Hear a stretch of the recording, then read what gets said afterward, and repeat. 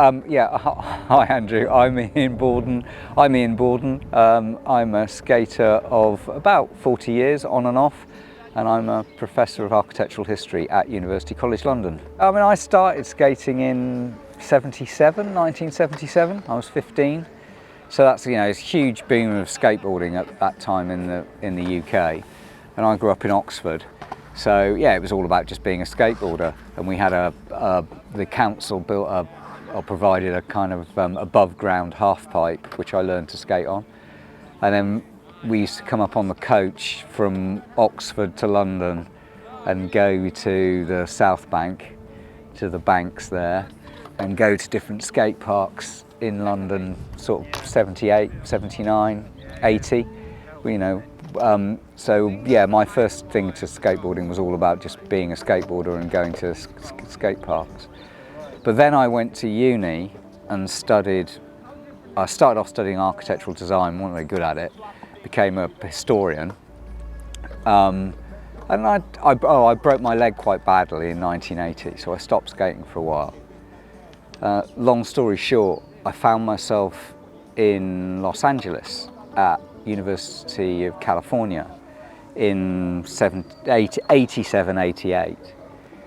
And I was in a class as a student doing my PhD, and I was in a class run by an architectural historian called Tom Hines, and he asked us all to write an essay on something to do with LA architecture that no one else in the class knew about. And I thought, well, what do I know about LA that other people don't know? Well, I know about skateboarding.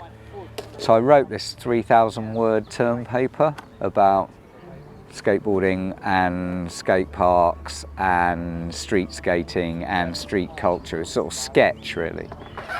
And so that was the first time my sort of interest in architectural history and skateboarding really came together. It's quite cool. I worked on that essay for a number of years, and it became my PhD, which had a sort of complicated title. And then I think I finished that in the late 90s. And then that was published as a book called Skateboarding, Space and the City. That came out in 2001. So that was my big sort of theoretical writing about skateboarding. Oh, and the other thing that happened at the same time that I'd done the first essay on skateboarding, I was doing a special study of a French Marxist philosopher called Henri Lefebvre. And Lefebvre has lots of ideas about the social production of space and how space is a bodily product and construct. And so I started to relate that to skateboarding as well. So the PhD is a very quite Lefebvrean theoretical exploration of skateboarding, and that becomes the first book. So that comes out in 2001. I was still, kind of in the skate scene around that time, and the book sold quite well. It kept in press for 15 years, and the publishers came back to me in around 2015 and said, "Could you update it?" And I was like, well, I don't know, I don't really want to rewrite a book that I've already written. But then I thought, I'll do it, I'll update it. I thought it would take me about 3 months to, change a few dates and update a few. Anyhow, long story short, I ended up completely rewriting it, totally rewriting it.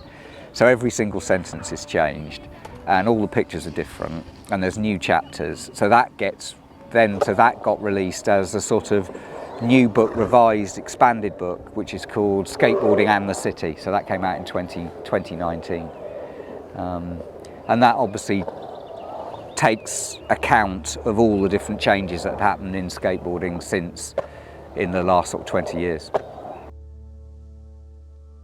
I guess I'd like to have been involved, well, it's complete fantasy, because I'd like to have been involved in the design of the early 1970s skate parks that were built in Britain at the time, but I knew nothing about skateboarding and skate park design at that time, and neither did anyone else. So a lot of the skate parks that got built in the 1970s were pretty kind of amateur, make it up as you go along kind of things, and some of them were pretty dreadful. So a skate park like this one, Crystal Palace, which was built 5 years ago, it opened in 2018. This is perfection compared to a lot of other skate parks. So you know, if I had a fantasy, it would be to have been a more knowledgeable and more involved in skate parks at that time. But you know, being involved in Crystal Palace has been amazing, fantastic. You know, it's a really nice, I think it's a really friendly, multi-leveled skate park that welcomes different people. So you know, in a way, this is one of the things I'm most proud of. Not that it was me that did this. You know, lots of people did. I had a very small part to do with it, but it's lovely to see it here. So, what was your part in it? What was your involvement in this? Crystal Palace, slightly complicated story, but Crystal Palace Park, so the bigger park, was awarded a large sum of money, about £1.8 million, by the Greater London Authority, the GLA, to spend on the park as a whole. So Bromley Council, who own the park and were running the park, asked the community for ideas as to what they could build here. And one of the suggestions that came up was to build a skate park. And some of the local skaters here had got a petition up to say, we want a skate park in Crystal Palace. So they pitched the idea of a skate park, and amazingly, it was one of the two schemes that was really well sort of supported and voted for. And at that point, I became involved in how you build, commission and build a skate park. So there was a small group of a community group that sort of advised the council on who were the good skate park companies, who they should approach to tender. How we then got some of them to put in designs for the park. We helped judge those schemes, and then we helped canvass with the eventual winners of it. And then we worked, as is quite common with a skate park, any skate park group, the local community of skaters works with the skate park company to refine the design of it. But we had quite a lot to do with, you know, refining it. You know, Canvas designed it, but we had quite a lot to do with, you know, changing things, altering things, changing the sizing, the transitions on the pool, changing things on the pool and the bowl and so on. So that was really my involvement in it, was on the community group. Yeah, I mean, you know, one of the things I always say about skate parks, and I've said about Crystal Palace before, is it's not a sports facility. You know, it's not, I mean, it doesn't exist primarily, as it were, for organised sport to take place. I mean, obviously people skate and they BMX and they scooter and they so on, but it's a community space. It's a social space where people come together and they talk to each other. And you know, I look around myself now, at this very second, there's 3 people riding in the skate park, but there's another 40 sat around watching, talking, waiting to ride and so on. So it's a social space, and it helps bring people, different parts of the community together who perhaps wouldn't have met each other or talked to each other. Originally when this skate park was built, there was a big row of trees separating it from the rest of the park over on the on that side as I'm looking over there, and they were pine trees, so they weren't really in keeping with the sort of tree planting of the rest of the park. And the council wanted to get rid of them. We were like, yeah, take them down, because it really opens up the skate park to the rest of the park. And there was slightly unusually for a skate park, there was a landscape designer involved in it, KLA landscape designers, and they came up with the idea of these mounds that people sit on, the fact that the skate park sits on this sort of tray that comes out of the ground.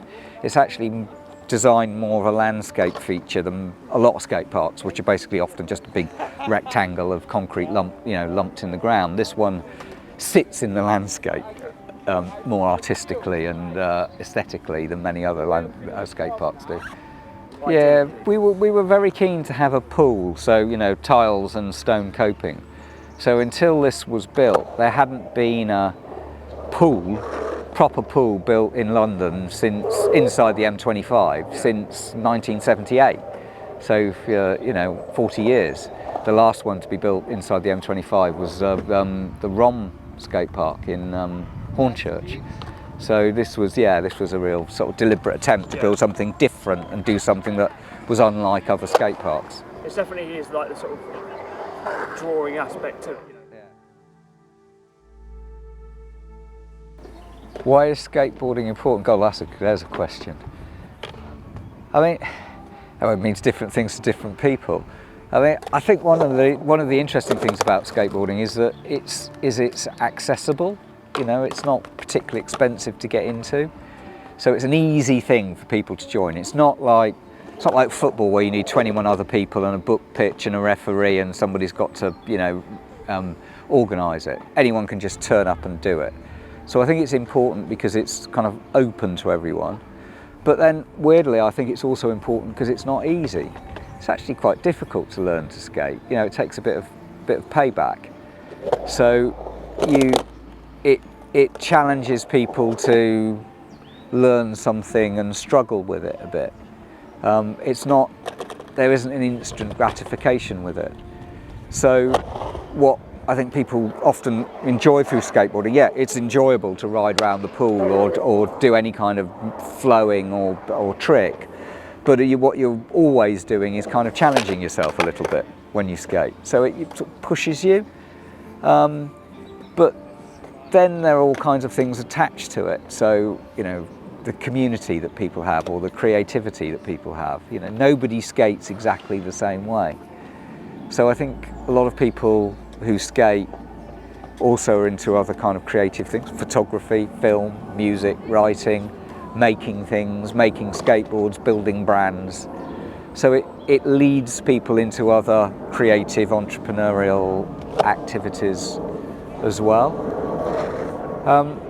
For me, one of the things that's really interesting about skateboarding is also just the pure act of riding and just the pleasure of being on the board. You know, I'm an academic. I spend a lot of my time either thinking about things in a academic context or teaching context, or sometimes in a managerial context. I like it when I skateboard that it's almost like I think of nothing.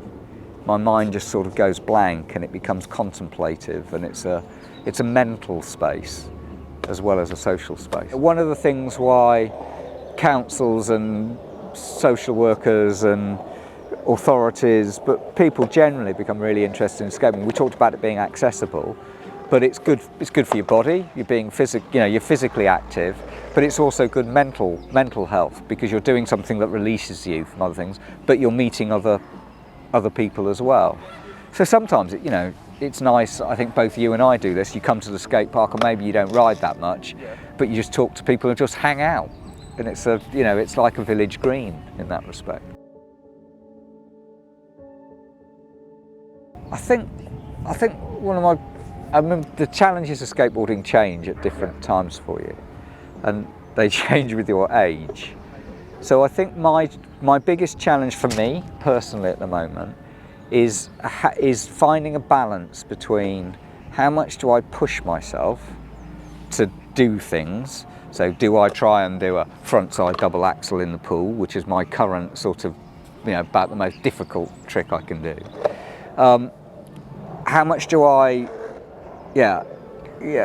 explore the limits of what I can do, and how much do I accept that actually I'm never going to be as good as I like to think that I was. I'm 60 years old. When things break, they break, and they stay broken for longer than they used to. And how much do I just enjoy the pleasures of skateboarding? So there's a sort of balance there between just accepting what you can do and enjoying it and finding the pleasure in that, and pushing yourself. And I kind of go in little kind of waves on that over the months. At the moment, I'm very much I just want to carve around the pool. That's what I enjoy doing, and I'm happy with that. And it's wonderful, and it's pleasurable, and it's joyful. So I try not to push things. I try to think about the micro pleasures of the skating. So the flow of the urethane wheels on the surface, the G-forces, the centrifugal force that you get, centripetal forces that you get when you're skating, so enjoy those sensations. So I tend to try and focus more on the bodily sensations of movement and the sort of fluidity of it. Weirdly, one of the things that sort of changes though is when someone gets a camera out and you suddenly think, well, maybe I will go for that move, or I will try and do that grind, or I will try and get my truck up on the coping. So you know, and there's a sense of pleasure in meeting that challenge as well. But yeah, on a day like this, when it's just, you know, me and John and you and other people, you know, other friends here, I'll take it very easy and just think about the pleasures of movement. What would you have changed, or what would you add to take away? Yeah, it's interesting, isn't it? So the skate park's about 1,000 square metres. The middle bowl, which tends to get ridden, not entirely, but by more BMX riders, and the pool together, which tends to be ridden mainly by skateboarders, they're about 50% of it. The flow area, street area down the far end is about 50% of it in area when you look at it. But the street area is by far the flow area is the most popular bit of it. So in a way you could argue these are a bit of an indulgence, the bowls are a bit of an indulgence.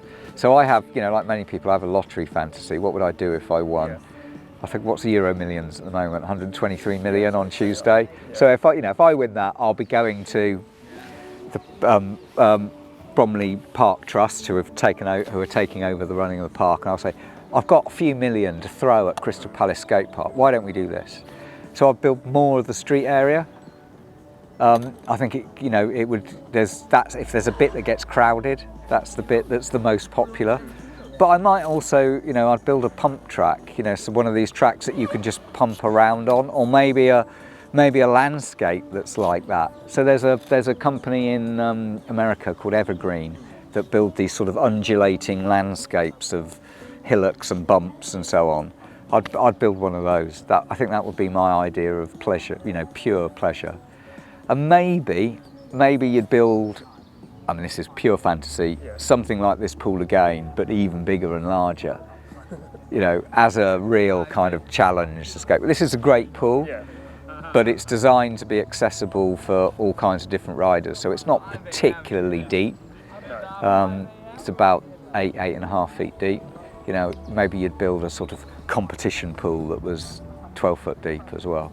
One of my favourite places to skate at the moment, the big new indoor skate park in Folkestone, F51. The top floor of that, the flow floor, which is wood, and is just fantastic to just keep carving around. And it's got, you know, in plan, it's curved all the way around. There's lots of bumps and humps and volcanoes and supporting pillars that you can ride up onto the side of. That's just so much fun to skate. So I'd build something like that, but in concrete, just over there. Different people that skate, there's lots of people with different kinds of skating styles. And I think you need lots of different skateboarding terrains that accommodate that.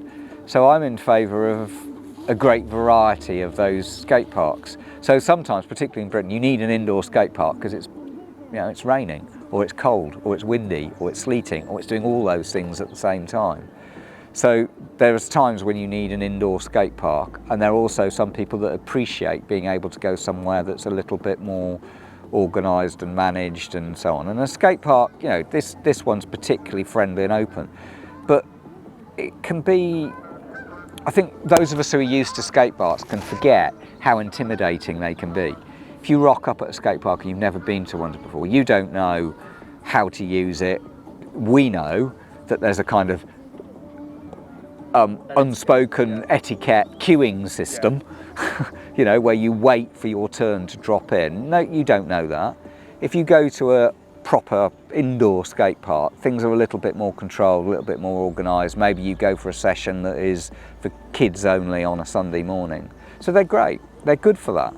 But you also need places like this that are open, but you also need DIY spots, and you also need skatable spaces out in the public realm that are for skaters and other people. And you also need, you know, people to be able to go and just ride down the high street and ride ledges. It's like walking or running or cycling. You know, you don't just skate in the velodrome, but you don't just skate, you don't just ride in the velodrome, and you don't just ride to work. You know, you want to be able to do all those things at different times of the day. I think the danger, one of the dangers of skate park provision is the budgets for them. So there's a lot of skate parks out there that are 150, 200, 250, 300,000 pounds, which might sound like a lot, but it's not a lot for leisure sports facilities, and it's not a lot for a skate park. and the danger is that they all end up being quite similar. So I think the companies like Maverick and Canvas and so on, who are doing these, and Beton Park, I think they try quite hard to get a variety of different types, but it's not very often you get a good budget which is sort of, say, to build this, or Concrete Waves in Newquay, or F51, which is in a league of its own in Folkestone, where you can build a deep pool, or you could just build an evergreen style park. So I think I'd like to see skate parks that are more focused on particular kinds of riding. So I'd love to see an evergreen style park in Britain, and one doesn't exist at the moment. And that would be difficult to do, because quite rightly all the kids in the neighbourhood say, yeah, but we want a street course, and we want a hubber, and we want a mini, and by the time you've done that, there's no money left to do anything else. So it's, I think we need some bigger budgets. What's next for you, Iain? What's brewing book-wise or skating-wise? Or Projects I'm working on at the moment is I'm got involved with this project called London Calling, which is a celebration of 1970s UK skateboarding. It's being organised by Steve Douglas. That's going to be a whole weekend of events to do with 1970s UK skateboarding. And Steve and Dan Adams and Bod Boyle and Don Brown and Jürgen and other people are doing this. And there's a big exhibition that's going to open. But one of the things we're going to do is, I work at University College London, so we've got access to some good facilities there, and we're going to do a big forum on a Friday sort of lunchtime of famous UK skateboarders talking about what it meant to skate in the UK in the 1970s. There's going to be a big reunion at the South Bank. It just so happens that Devo, who are a band associated with skateboarding, are playing in Hammersmith on the Saturday, so they're going to be there. And then we're going to invite anyone that's still around to come and skate at Crystal Palace on the Sunday. So that's quite an exciting, fun project.